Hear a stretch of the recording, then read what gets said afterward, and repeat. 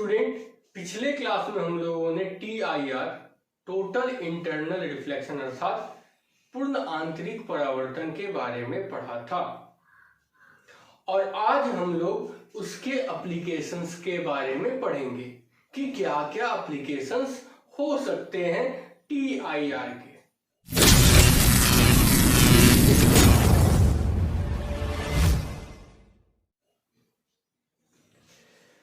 TIR के through अर्थात पूर्ण आंतरिक परावर्तन के थ्रू जो भी इमेज बनता है वो सबसे क्लियरेस्ट इमेज होता है, क्योंकि अगर मिरर के थ्रू अगर इमेज बनता है, देखिए ऐसे ये हम एक प्लेन मिरर लेते हैं, ये एक प्लेन मिरर है जिसका एक पार्ट जो है वो कलर किया हुआ है, इसका एक पार्ट जो है कलर किया हुआ।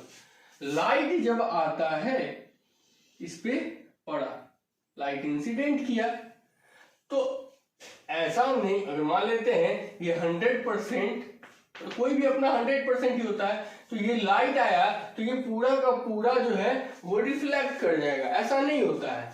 अब यहां से ये क्या करता है, रिफ्रैक्ट करता है और कुछ पार्ट जो है वो रिफ्लेक्ट कर जाता है। फिर यहां से इस सरफेस से ये क्योंकि कलर किया हुआ है तो इस सरफेस से ये क्या करेगा, रिफ्लेक्ट करेगा। तो ये तो रेयरर मीडियम था μ1 और ये था μ2, इसका थिकनेस भी कितना था T। तो अगर ये 100% है तो ये जो लाइट जो फर्स्ट सरफेस से रिफ्लेक्ट करता है वो करीब करीब इसका 10% होता है, ठीक है, और बाकी का जो 90% है वो रिफ्रैक्ट कर जाता है। अब ये रिफ्रैक्टेड रे इस मिरर से रिफ्लेक्ट करता है और रिफ्लेक्ट करने के बाद फिर इसका 80% जो है वो बाहर आता है, वो 80% बाहर आता है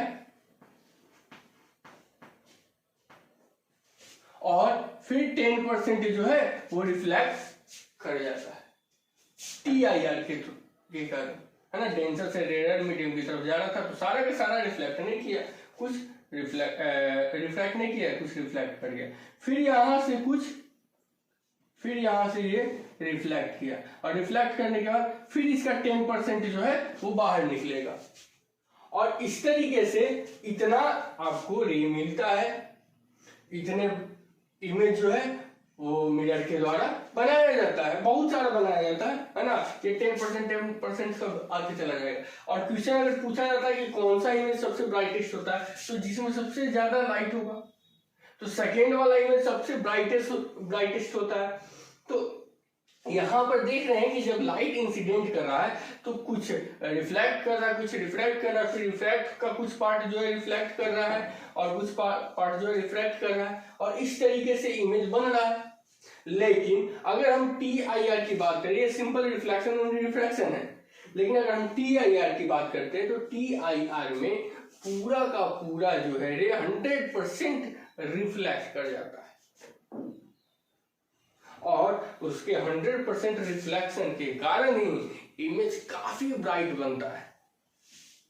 जैसे आप मिराज के बारे में अगर जानते हैं, मरीचिका के बारे में जानते हैं, तो वो ऐसा लगता है कि पानी में बना हुआ इमेज है, क्योंकि एयर जो है ब्लो करते रहता है, इस कारण से वो हिलते हुए प्रतीत होता है, बट उसकी जो क्लियरिटी है वो आपके जो मतलब नॉर्मली आप किसी ग्लास से देखें तो या फिर किसी मिरर से रिफ्लेक्ट होने के बाद उसको देखें तो उससे ज्यादा क्लियर होता है, बहुत ज्यादा। और यही कारण है कि TIR से बने ऑप्टिकल इंस्ट्रूमेंट का यूज हम लोग इंडोस्कोपी में करते हैं।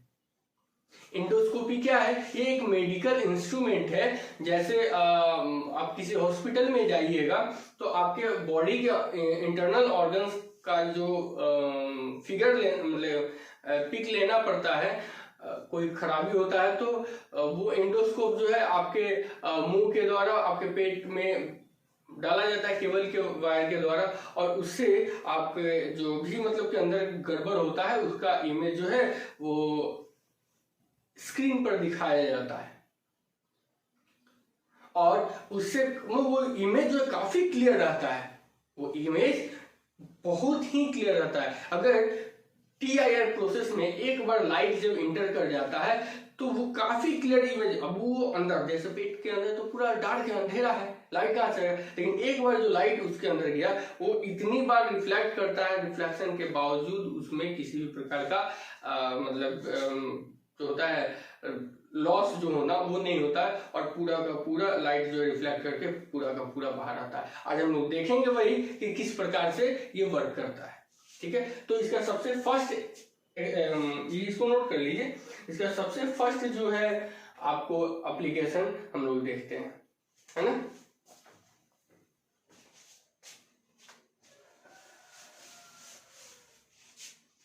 तो फर्स्ट एप्लीकेशन हम लोग देखेंगे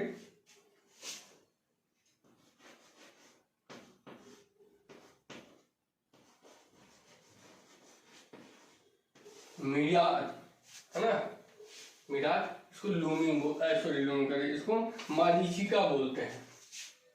देखिए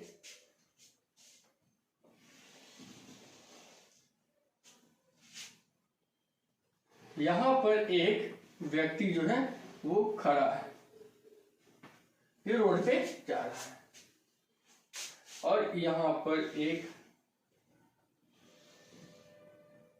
पेड़ जो है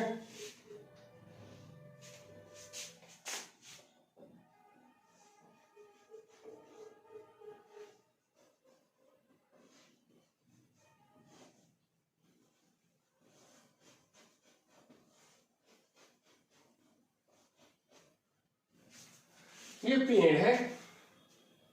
गर्मी के दिनों में देखिए यहाँ पे कि लेयर एक लेयर टाइप का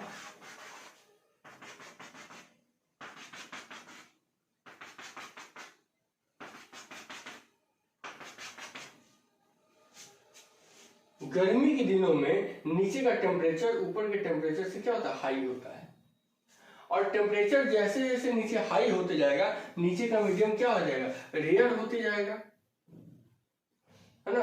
अब रेयर होने के कारण ऊपर डेंसर और नीचे रेयर, जैसे ही ये लाइट जो है मान लेते हैं यहां से इंटर करता है तो डेंसर से रेयर की तरफ ये मूव कर रहा है, ये डेंसर से रेयर की तरफ मूव कर रहा है, जो इसकी आंखों तक डायरेक्ट आना चाहिए था, नीचे कुछ नहीं दिखाई दे रहा था, वो ऐसे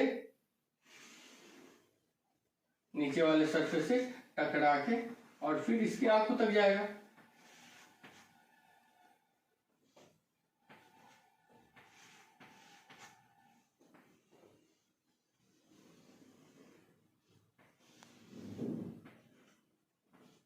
इस सरफेस से कैसे ही जाएगा, ये दो सरफेस हुआ, इस सरफेस पे इंटर किया, डेंसर से रेयर की तरफ नॉर्मल से दूर जाएगा, फिर ये डेंसर और ये रेयर, फिर ये क्या हो जाएगा, ये और दूर जाएगा, फिर ये डेंसर और ये रेयर, अब यहां से ये क्या हो जाएगा, रिफ्लेक्ट करेगा, फिर अब क्या हो जाएगा, रेयर से डेंसर जाएगा, तो डेंसर रेयर से डेंसर जाएगा तो नॉर्मल की तरफ मूव करेगा, तो ये डायरेक्ट सीधे ही ह्यूमन आई के पास जा रहा है। तो देखिए ये कर्व बना रहा है कि नहीं बना रहा है। अब इस व्यक्ति को इसका इमेज किधर दिखाई देगा, ये जो रे है ये वाला रे इसको कहां से आता हुआ प्रतीत होगा, ये वाला रे इसको प्रतीत होगा यहां से आके,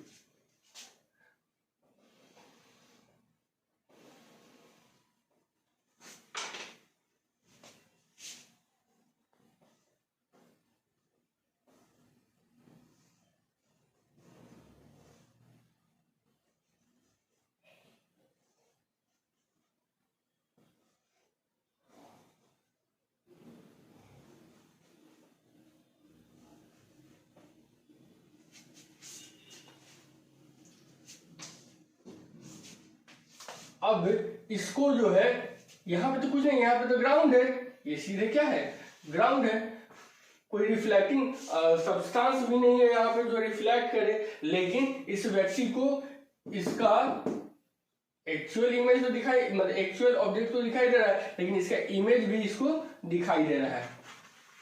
अब इमेज दिखाई दे रहा है तो तुरंत इसको लगेगा कि नहीं, यहाँ पे कुछ ना कुछ तो जरूर होगा, यहाँ पे कुछ ना कुछ तो जरूर होगा जो कि इसका इमेज यहाँ पे बना रहा है, जो कि इसका इमेज यहाँ पे बना रहा है। तो वो इतना ज्यादा क्लियर होता है और ऊपर से हवा जो है ब्लो करते रहता है, तो ये थोड़ा झिलझिलाता है भी, मतलब कि मूव करते रहता है इधर उधर। अब व्यक्ति को लगता है कि यहाँ पर क्या होगा, पानी होगा ना। तो इस स्थिति को, ये जो है कंडीशन, ये है मिराज, है ना। तो मिराज क्या होता है कि गर्मी के दिनों में एक इल्यूजन क्रिएट होता है डेजर्ट रीजन में या फिर रोड पर या फिर कहीं पे भी जहां पे गर्म जगह है ना, वहां पे एक इल्यूजन क्रिएट होता है और हम लोगों को पानी के जैसा प्रतीत होता है सड़क पर या रेगिस्तान में, और उस स्थिति को हम लोग बोलते हैं मिराज।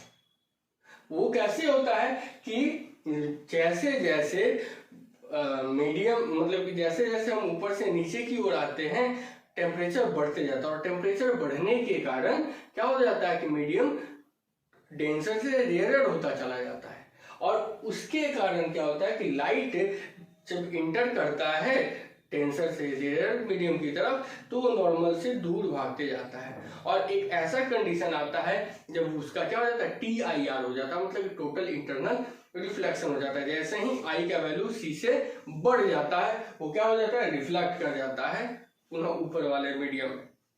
और इस स्थिति में जब लाइट हमारे आंखों तक पहुंचता है तो हमको लगता है ये लाइट किसी और जगह से आ रहा है, और वो वहां पे हम लोगों को ऑब्जेक्ट का इमेज मिलता है, और जो कि हमको ये फील कराता है कि ये इमेज किसी वाटर सरफेस के द्वारा बनाया जा रहा है, और इस स्थिति को ही हम लोग बोलते हैं मिराज। तो लिखेंगे, it is an optical illusion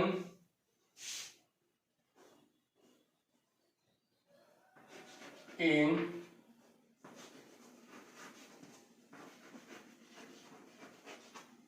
hot areas.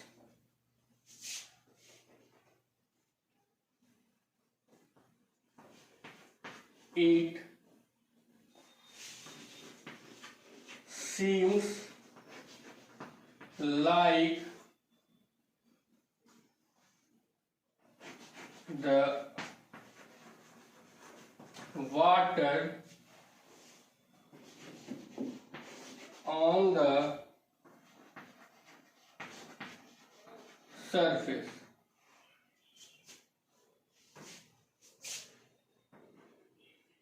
ठीक है, in summer days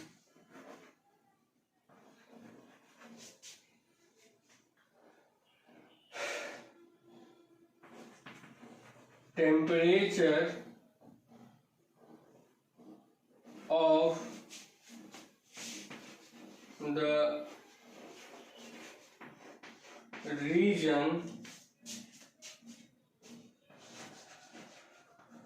closer to the earth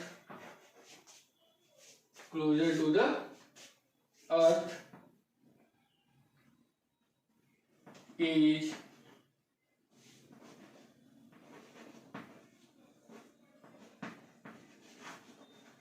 higher than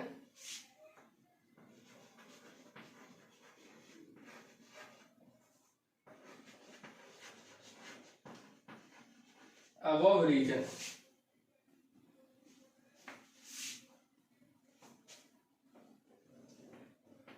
Hence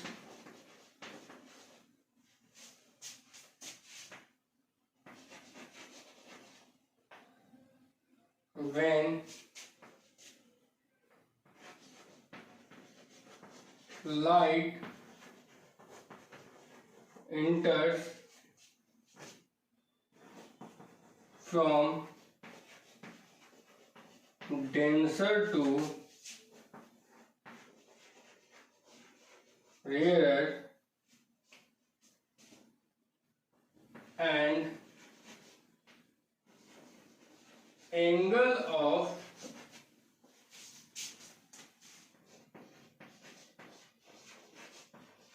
incidence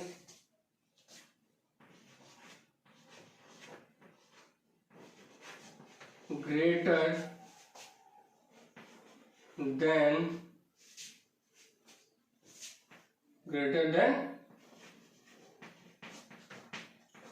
critical angle,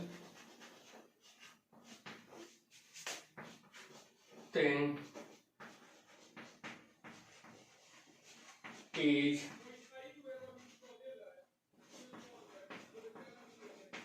formed। यह एक प्रकाशीय भ्रम की स्थिति है जो गर्म इलाकों में होती है। यह सतह पर पानी के जैसा प्रतीत होता है। गर्मी के दिनों में सतह के तुरंत ऊपर वाला सरफेस उससे ऊपर वाले सतह से ज्यादा गर्म होता है, जिससे ऊपर वाले के तुलना में वह ज्यादा विरल हो जाता है। अतः प्रकाश डेंसर से अर्थात मतलब सघन से विरल की ओर आता है, और यदि उसका आपतन कोण क्रांतिक कोण से अधिक हो जाता है तब जाकर मिराज अर्थात मरीचिका का निर्माण होता है। इसको नोट कीजिए। तब हम लोग नेक्स्ट देखेंगे ब्रिलियंस ऑफ डायमंड। तो देखते हैं ब्रिलियंस ऑफ डायमंड।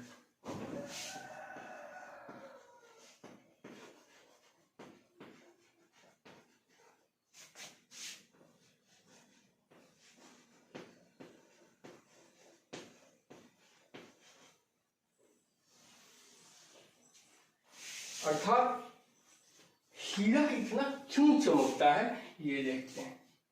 तो देखिए, अभी हम लोग पिछले क्लास में हमने बताया था कि हीरा का जो होता है एयर के रिस्पेक्ट में, एयर और हीरा डायमंड का इंटरफेस का जो है रिफ्रैक्टिव इंडेक्स जो होता है वो काफी अधिक होता है। तो एयर और डायमंड का इंटरफेस का जो क्रिटिकल एंगल होता है वो बहुत कम होता है। अर्थात बहुत कम, मतलब 24 डिग्री से जैसे ही ऊपर बढ़ेगा, इतने से ऊपर आपतन कोण का वैल्यू जैसे ही उससे बढ़ेगा तो तुरंत वो TIR कर देगा, मतलब प्रकाश पुनः उसी माध्यम में क्या हो जाता है, लौट जाता है। तो अगर यहाँ पे अच्छा, उसी के लिए हीरा का जो शेप दिया जाता है, क्वेश्चन कितनी बार इतना मतलब ये पूछा जाता है कि हीरा को जो है कटिंग के द्वारा शेप क्यों दिया जाता है। तो उसको शेप दिया जाता है कि लाइट एक बार जब इंटर करे तो वो किसी भी सरफेस पर टकरा के किसी भी सरफेस पे जाए, उसका वैल्यू आपतन कोण का वैल्यू जो है, एंगल ऑफ इंसिडेंस का वैल्यू जो है वो हमेशा 24 डिग्री से अधिक है, उससे कम नहीं, है ना, इसलिए शेप दिया जाता है। तो ये मान लेते हैं ये हो गया आपके पास।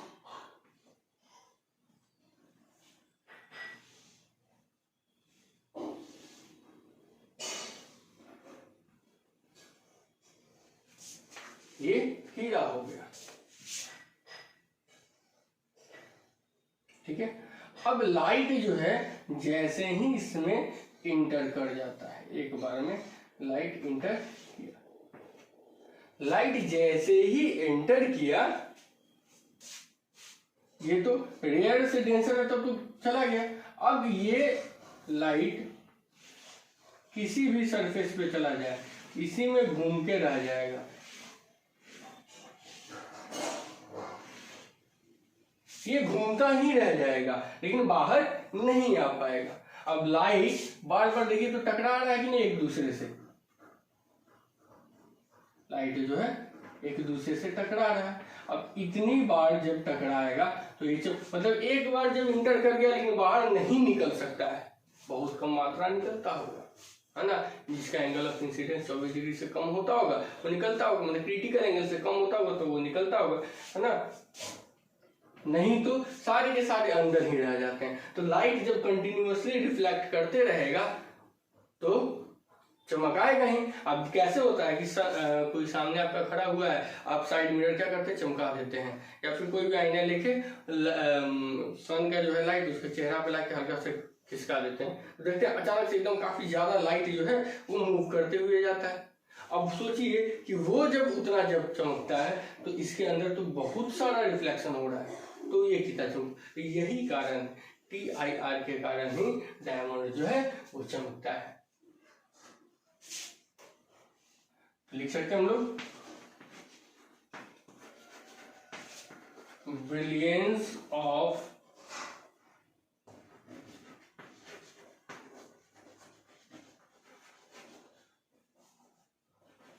diamond is due to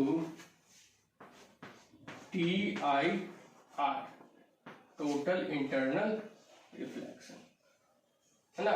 इसमें लाइट 100%, ये सबसे क्लियरेस्ट इमेज बनाता है ना, TIR जो है सबसे क्लियर इमेज बनाता है।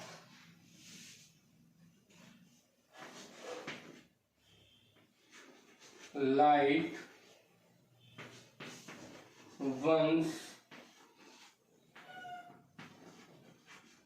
enter in the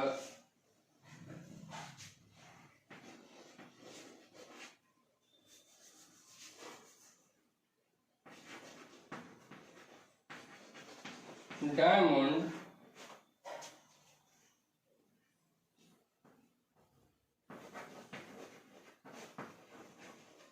perform regular and multiple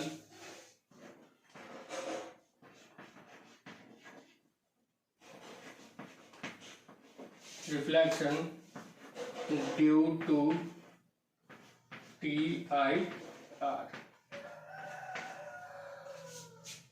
ठीक है, तो ये हीरा जो है टोटल इंटरनल रिफ्लेक्शन के कारण चमकता है, पूर्ण आंतरिक परावर्तन के कारण चमकता है। लाइट एक बार जब डायमंड में एंट्री कर जाता है तो वो लगातार और बहुत सारा रिफ्लेक्शन जो है वो परफॉर्म करता है, किसके कारण, टोटल इंटरनल रिफ्लेक्शन के कारण। हर एक स्थिति में उसका जो प्रत्येक सरफेस के लिए आपतन कोण जो होता है वो उसके क्रिटिकल एंगल से कम होता है। हम लोग ये भी लिख सकते हैं कि जो हीरा को कटिंग के द्वारा हम शेप देते हैं वो इस कारण से देते हैं कि लाइट जब भी उसके अंदर से बाहर निकलने का कोशिश करे तो प्रत्येक सरफेस जो है वो इस तरीके से डिजाइन हो कि उसका जो क्रिटिकल एंगल ऑफ इंसिडेंस जो है क्रिटिकल एंगल से हमेशा अधिक हो। ठीक है, तो इसको नोट कर लीजिए। उसके बाद हम लोग नेक्स्ट देखते हैं ऑप्टिकल फाइबर। तो अब हम लोग देखते हैं ऑप्टिकल फाइबर।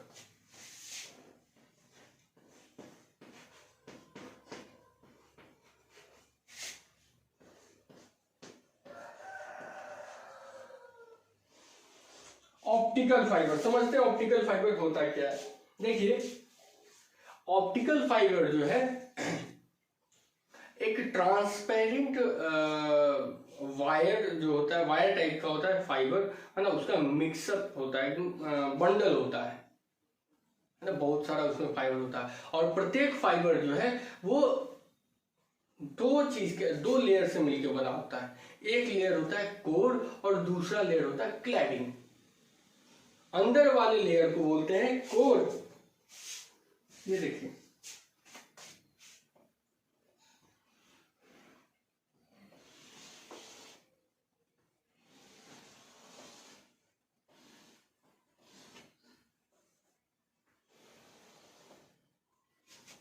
ये हो जाता है आपका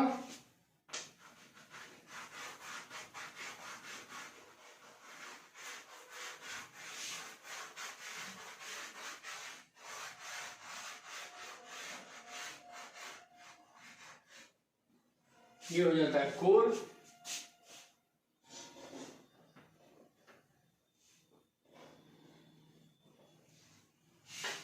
और दूसरा हो जाता है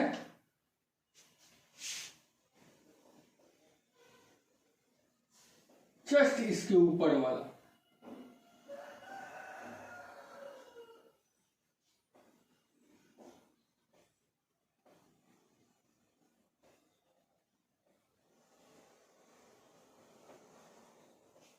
ये हो जाता है आपका क्लैडिंग।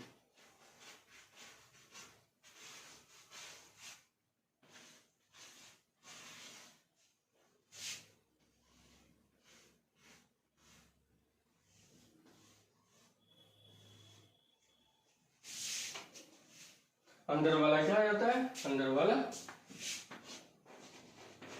कोर,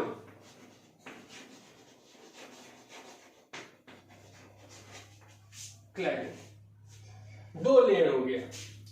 अंदर वाला का रिफ्रैक्टिव इंडेक्स बाहर वाले के तुलना में अधिक होता है। मतलब अंदर वाले का रिफ्रैक्टिव इंडेक्स हो गया μ1 और बाहर वाले का रिफ्रैक्टिव इंडेक्स हो गया, कोर का रिफ्रैक्टिव इंडेक्स हो गया μ1 और क्लैडिंग का रिफ्रैक्टिव इंडेक्स हो गया μ2, है ना। और μ1 हमेशा μ2 से बड़ा होता है। अब लाइट जैसे ही इंटर करता है,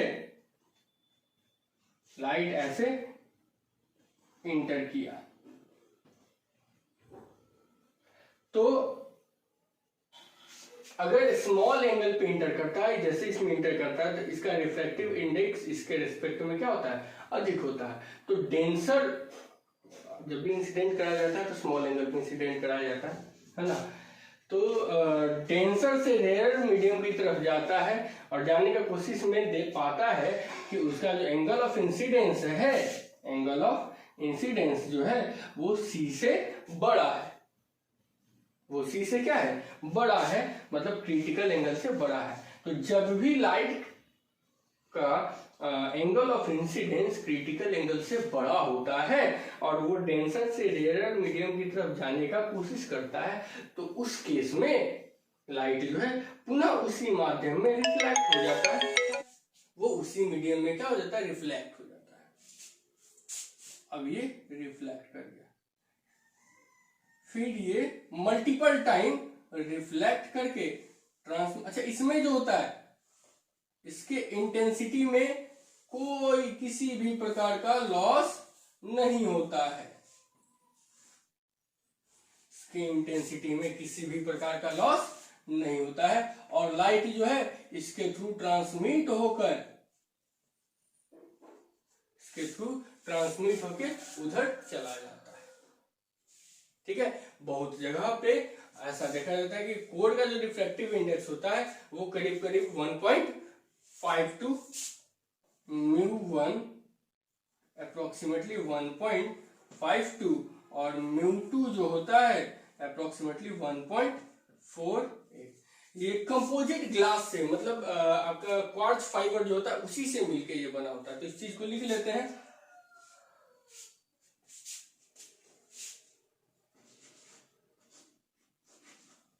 optical fibre consist of number of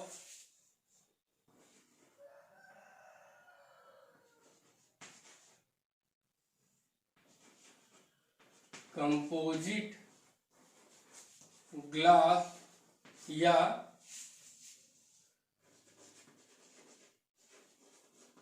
quartz fibre. ठीक है,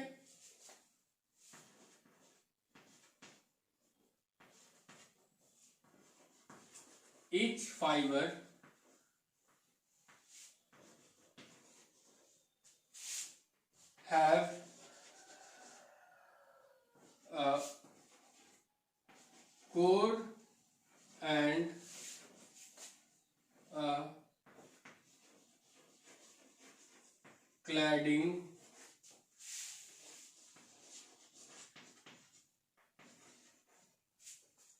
ठीक है। कोर का रिफ्रैक्टिव इंडेक्स क्लैडिंग के रिफ्रैक्टिव इंडेक्स से क्या होता है, अधिक होता है।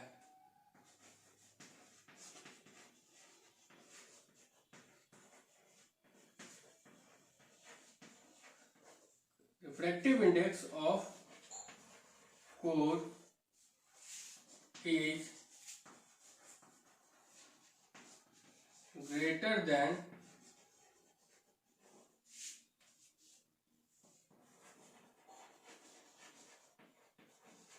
क्लैडिंग ना, कोर का रिफ्रैक्टिव इंडेक्स क्लैडिंग से अधिक होता है, ठीक है। अब जो है लाइट इंसिडेंट करता है कोर रीजन पे, तो वो उसका जो एंगल ऑफ इंसिडेंस जो है वो सी से बड़ा होता है। सी से जब बड़ा होगा तो वो उसी कोर में ही मल्टीपल टाइम रिफ्लेक्ट करके निकल जाएगा। अगर इस वायर को जैसे स्ट्रेट होता है, अगर इस वायर को मोड़ भी दिया जाए तो भी उससे कोई फर्क नहीं पड़ता है।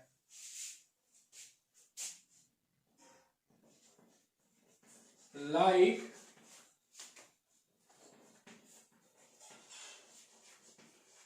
Incident on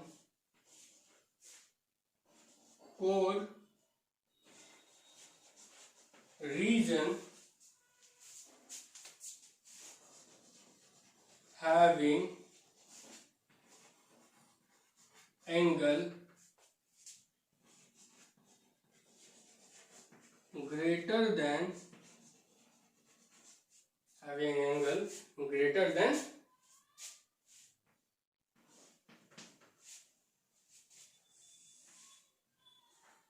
and thus TIR happens, ठीक है। तब जाके टोटल इंटरनल रिफ्लेक्शन होता है। इसको नोट कीजिए, है ना। इसका यूज देखते हैं। अब हम लोग इसका यूज देखते हैं। तो इसका यूज जो है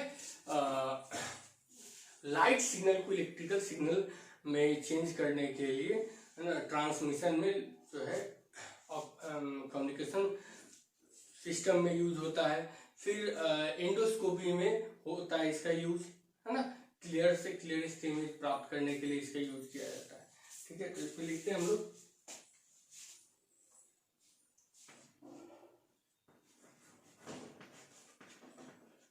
optical fiber is used to get the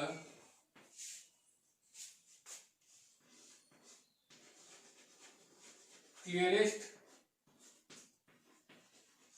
image of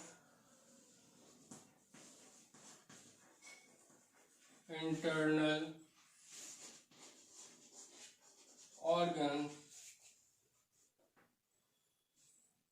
of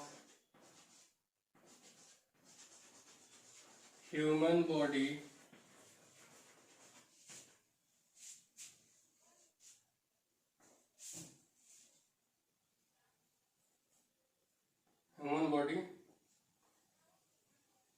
so it is used in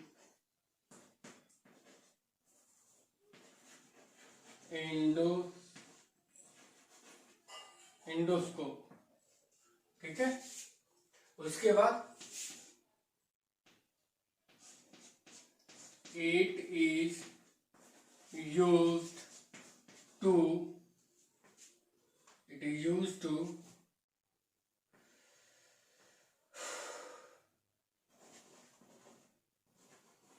convert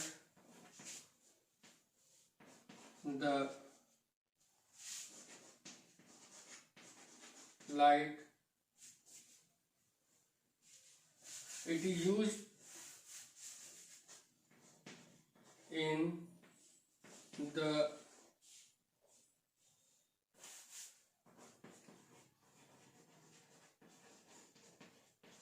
transmission of electrical signal. It is used in the transmission of electrical signal in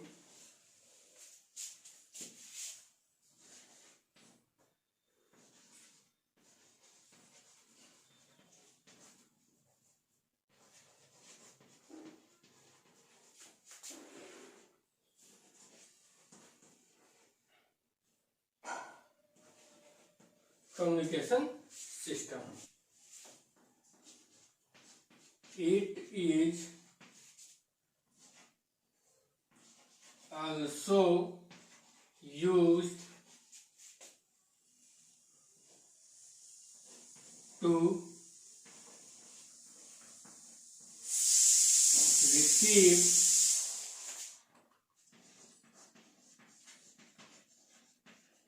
electrical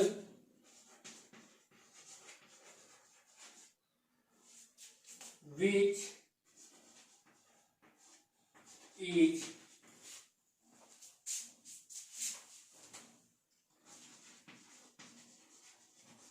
converted into light using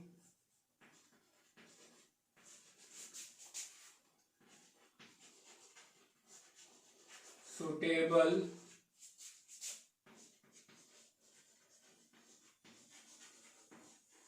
transducer.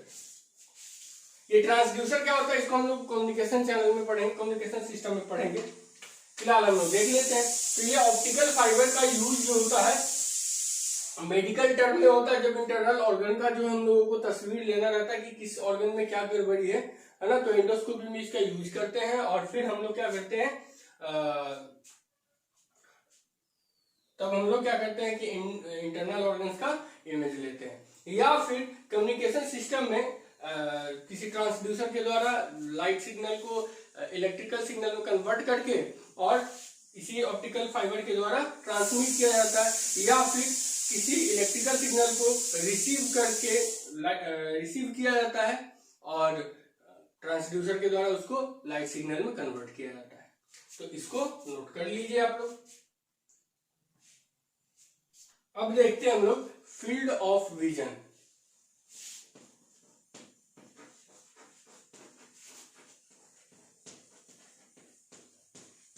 किसका, तो fish या पानी के अंदर travel कर रहे हैं, है ना, स्विम कर रहे स्विमर का।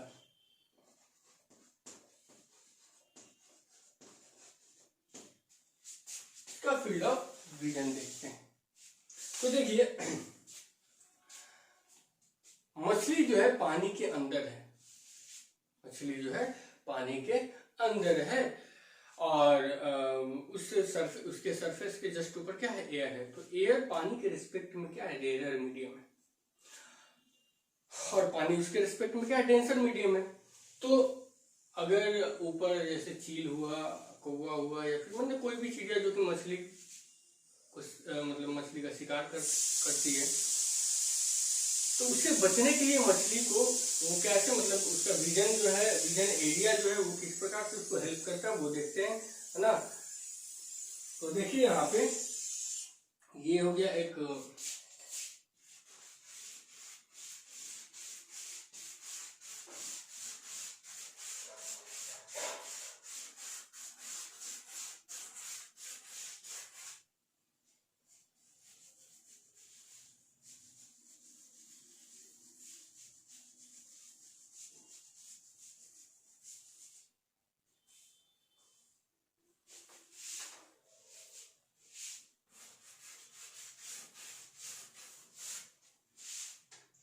यहाँ पे हमारे पास एक मछली है,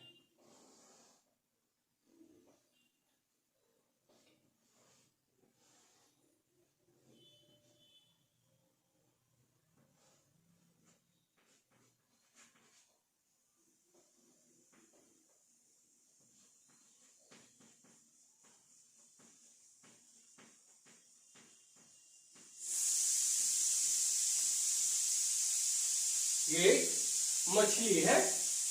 अब इसको ऊपर की तरफ देखना है, तो देखिए ये हो गया आपका इंटरफेस, वाटर और एयर का इंटरफेस, ये हो गया वाटर और ये हो गया एयर। तो मान लेते हैं ये इतने पे इंसिडेंट किया तो ये रिफ्रैक्ट हो गया, आई था आर था। लेकिन जैसे ही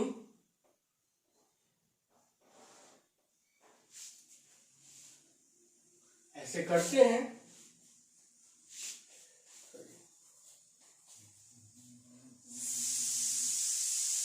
एंगल ऑफ इंसिडेंस अगर छोटा है तो वो ऊपर की ओर निकल जाता है, लेकिन एंगल ऑफ इंसिडेंस अगर जैसे ही बड़ा करते हैं, यहां पे गया तो ये इधर निकल गया, लेकिन एंगल ऑफ इंसिडेंस जैसे ही हम बड़ा करते हैं ये क्या हो जाता है, सी के बराबर जैसे ही होगा वो सरफेस के क्या हो जाएगा, पैरेलल हो जाएगा।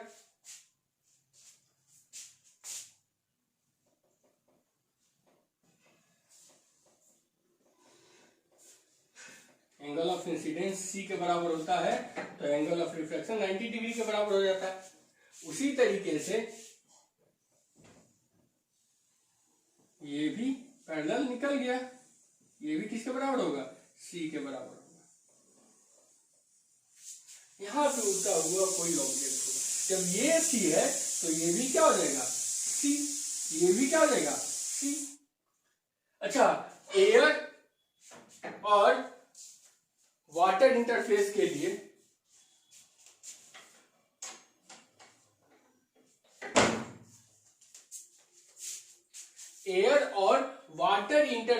लिए आपका जो इसका वैल्यू होता है, क्या बोलते हैं, क्रिटिकल एंगल का वैल्यू होता है, वो कितना होता है, 49 डिग्री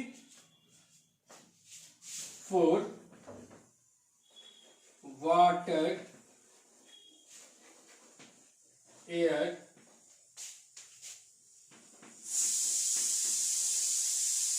इंटरफेस। सी इसका क्या होता है, 49 डिग्री, लगभग 49 डिग्री होता है। तो ये क्या हो गया, एपेक्स, एंगल ऑफ एपेक्स। तो ये 49 और 49 मिलकर कितना हो गया, 98 डिग्री। और ये हो गया आपका field of vision.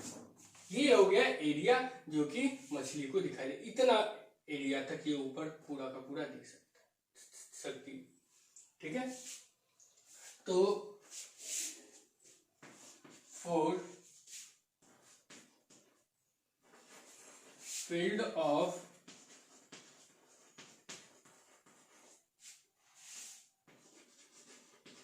Apex angle, apex angle इसका टू क्या हो जाएगा, सी प्लस सी कितना हो जाएगा, 2c, और 2c बराबर कितना हो जाएगा, 2 गुने 49 बराबर कितना, 98 डिग्री।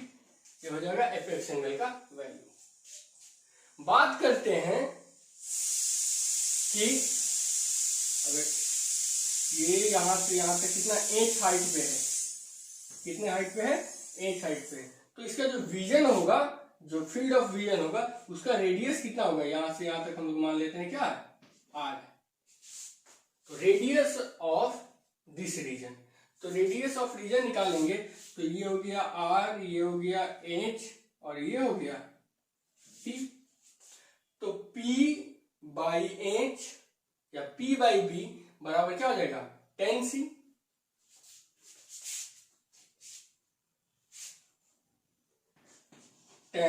सी बराबर पी बाई बी। पी का मान कितना है, एंगल के सामने पी का मान कितना है, आर है, और बी का मान कितना है, एच है। तो आर बराबर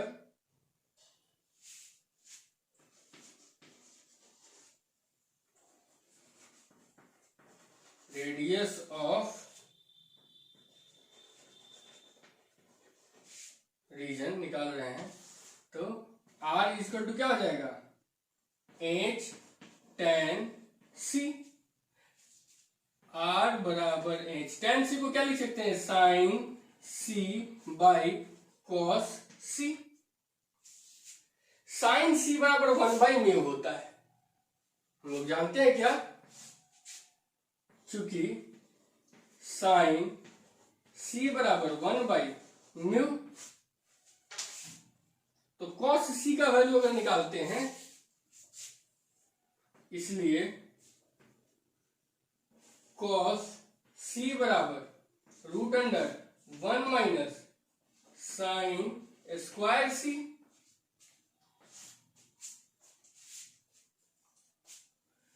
तो R बराबर H, साइन सी की जगह पे क्या लिख देंगे 1/μ। ये म्यू किसका है, फर्स्ट मीडियम का है, μ12 लिख देते हैं, μ12, यहां पर भी μ12 लिख देते हैं, ज्यादा दिक्कत नहीं होगी। फर्स्ट मीडियम का रिफ्रैक्टिव इंडेक्स सेकंड के रिस्पेक्ट में, तो H/μ12, उसके बाद बटा 1/cos सी। तो cos सी का मान कितना है, √1 - साइन स्क्वायर सी। अब देखते हैं इसका वैल्यू इधर,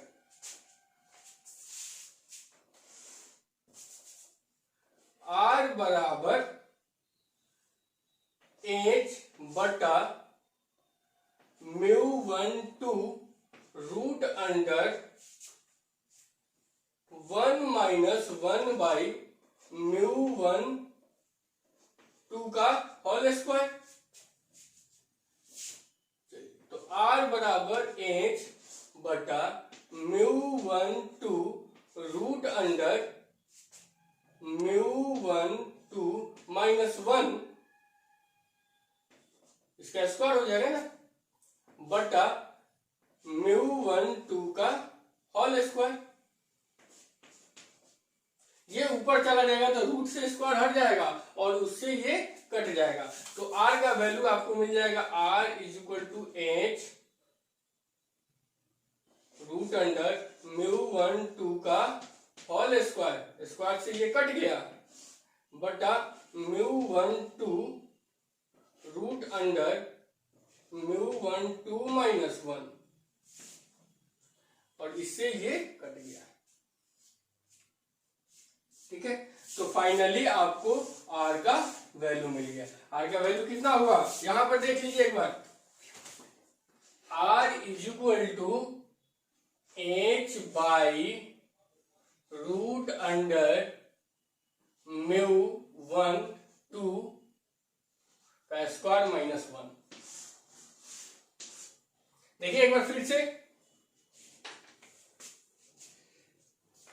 tan θ = ये एंगल है, इसके सामने वाला P और इसके इधर वाला क्या हो जाएगा B, तो P/B R/H। अब R निकालेंगे तो R = क्या हो जाएगा, H tan C, R बराबर H tan C को sin C/cos C, तो sin C बराबर 1/μ12 और cos C बराबर क्या हो जाएगा 1 - sin स्क्वायर C। तो sin स्क्वायर C बराबर क्या हो जाएगा 1 - 1/μ²। तो एलसीएम लेंगे तो μ² क्या हो जाएगा, एलसीएम हो जाएगा, तो ये हो जाएगा μ² - 1। अब उसी का वैल्यू जो है हम लोग यहाँ पे लिख दिए, तो R बराबर H/μ12 और यहाँ पे क्या कर दिए μ12² - 1 बटा μ12²। ये √μ12² को ऊपर भेज देते हैं, है ना, तो ऊपर भेज देंगे तो √μ12 का स्क्वायर, और यहाँ पे बच जाएगा μ12 √μ12² - 1। रूट स्क्वायर से रूट कैंसिल, तो यहाँ पे बच गया क्या μ12 और यहाँ पे बचा μ12, तो μ12 से μ12 कैंसिल, बच क्या जाएगा H/√μ12 का स्क्वायर -1, तो √1/μ12 का स्क्वायर -1। ये हो गया आपका रेडियस, तो इसको नोट कीजिए। और अब जब आपका रेडियस निकल गया तो आप इसका एरिया भी निकाल सकते हैं। तो एरिया है ना, एरिया बराबर क्या हो जाएगा, ये सर्कुलर एरिया है, तो इसका क्या हो जाता है πr², तो बराबर पाई का वैल्यू पाई, और r के जगह पे क्या लिखेंगे h² बटा √μ12 का स्क्वायर -1 और इसका होल स्क्वायर, तो स्क्वायर से रूट कट गया, तो a इज इक्वल टू हो गया आपका पाई एच स्क्वायर बाई μ1 2 का स्क्वायर माइनस 1, ये आपका एरिया होगा। अगर वाटर के लिए जाते हैं तो वाटर के लिए r और μ1 r और a का वैल्यू क्या हो जाएगा, तो वाटर में μ1 2 का वैल्यू कितना हो जाएगा जी, 4/3 होता है। तो देख लेते हैं हम लोग, 4 वाटर, r बराबर कितना हो जाएगा, h बटा रूट अंडर 4/3 है तो 4 का स्क्वायर 16 माइनस 3 का स्क्वायर 9 माइनस 1 बराबर h बटा रूट अंडर 16 में से 9 गया कितना हो जाएगा, ये जाएगा तो पूरा का पूरा 9 और 16 में से 9 गया तो h, ये 9 रूट 9 ऊपर जाएगा तो रूट 9 का क्या हो जाएगा, 3 हो जाएगा, 3h बाई 16 में से 9 गया रूट अंडर 7। ये वाटर के लिए रेडियस का वैल्यू होगा 3h बाई 7। वाटर के लिए एरिया का वैल्यू कितना होगा,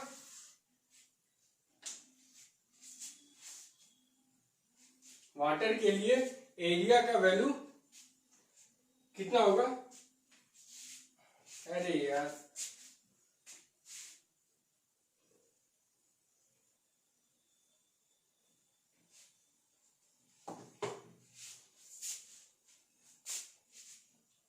ए बराबर पाई एच स्क्वायर माइनस, इसका वैल्यू कितना हो जाएगा, 4 स्क्वायर बटा 3 स्क्वायर माइनस 1, तो a बराबर पाई एच स्क्वायर 4 चौका 16 माइनस ये हो जाएगा 3 3 9 और बटा ये जो 9 है वो किधर चला जाएगा, ऊपर चला जाएगा, तो 9 पाई एच स्क्वायर बटा 7, ये वाटर के लिए एरिया हो जाएगा। तो इसको नोट कीजिए आप लोग। अब हम लोग देखेंगे पोरोप्रिज्म। अब इसका जो है नेक्स्ट यूज है पोरोप्रिज्म।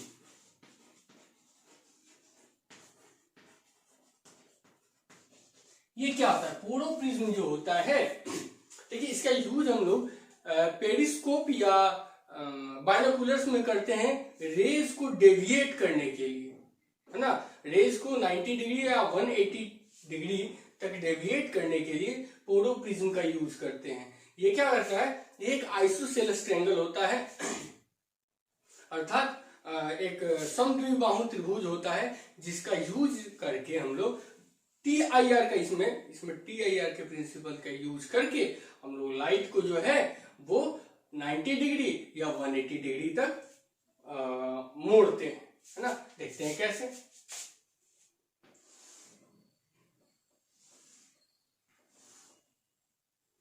ठीक है, इसका ये और ये बराबर है। लाइट ऐसे अगर इंटर किया तो इसमें नॉर्मल इंसिडेंट कर रहा है, और जब लाइट नॉर्मल इंसिडेंट करता है, लाइट जब नॉर्मल इंसिडेंट करता है तो वह डेविएट अपने एक्चुअल पाथ से डेविएट नहीं होता है, चाहे वो रेयर से डेंसर जा रहा हो या डेंसर से रेयर जा रहा हो, उससे कोई मतलब नहीं है। लाइट अगर नॉर्मल इंसिडेंट करेगा तो वो नॉर्मल के थ्रू ही जाएगा।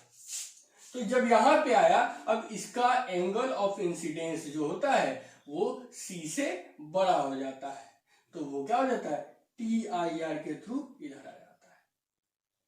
फिर यहां से ये ग्लास से एयर में जाना चाह रहा है, डेंसर से रेयर जाना चाह रहा है, फिर यहां पर जो है एंगल जितना इसका वैल्यू होगा उतना ही होगा जितना, अब देखिए यहाँ पे ये और ये बराबर हो जाएगा, और यहाँ पर फिर एंगल ऑफ इंसिडेंस जो है C से बड़ा हो जाएगा, और फिर तब ये क्या हो जाएगा, नॉर्मली बाहर की ओर निकल जाएगा। तो देखिए, तो एंगल ऑफ इंसिडेंस इधर और एंगल ऑफ रिफ्रैक्टेड रे जो है, फाइनल जो इमर्जेंट रे इसको बोलेंगे, इमर्जेंट रे इधर, तो दोनों के बीच में ये हो गया इंसिडेंट रे और ये हो गया इमर्जेंट रे, दोनों के बीच में एंगल कितना हुआ, 180 डिग्री।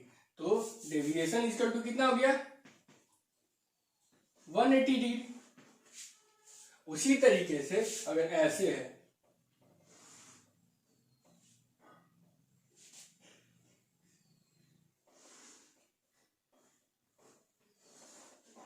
लाइट इस सरफेस के नॉर्मली अगर इंसिडेंट कर रहा है तो फिर नॉर्मल है तो कोई डेविएशन नहीं होगा, लेकिन यहां पर क्या हो जाएगा, सी से ज्यादा होगा तो ये फिर नॉर्मली यहां से निकल जाएगा। अब देखिए तो एंगल ऑफ डेविएशन, इंसिडेंट हो रहा है इधर और इमर्जेंट हो रहा है इधर, तो दोनों के बीच में एंगल कितना 90 डिग्री है, तो deviation is equal to 90 degree.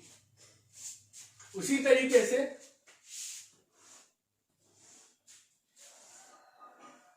Light जो है एक बीम इंटर किया, सबका वैल्यू जो है सी से बड़ा हुआ तो ये इधर निकल गया।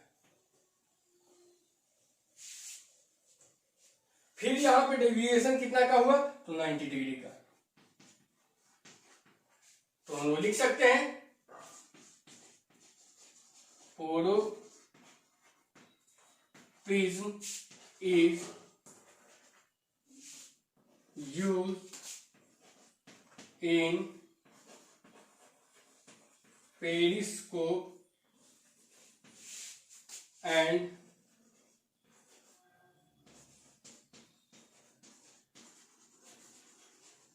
binoculars to deviate the ray by 90 degree और 180 degree and also used to obtain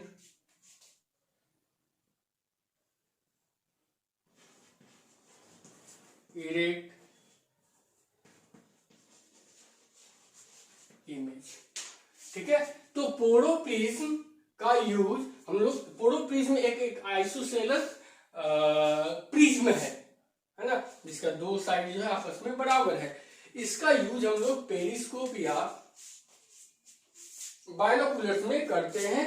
किस लिए करते हैं, टू डिविएट द रे, प्रकाश की किरणों को 90 डिग्री से 180 डिग्री तक विचलित करने के लिए हम लोग इसका उपयोग करते हैं। इसका यूज जो है हम लोग सीधा प्रतिबिंब प्राप्त करने के लिए भी करते हैं। तो ये हुआ TIR का एप्लीकेशन।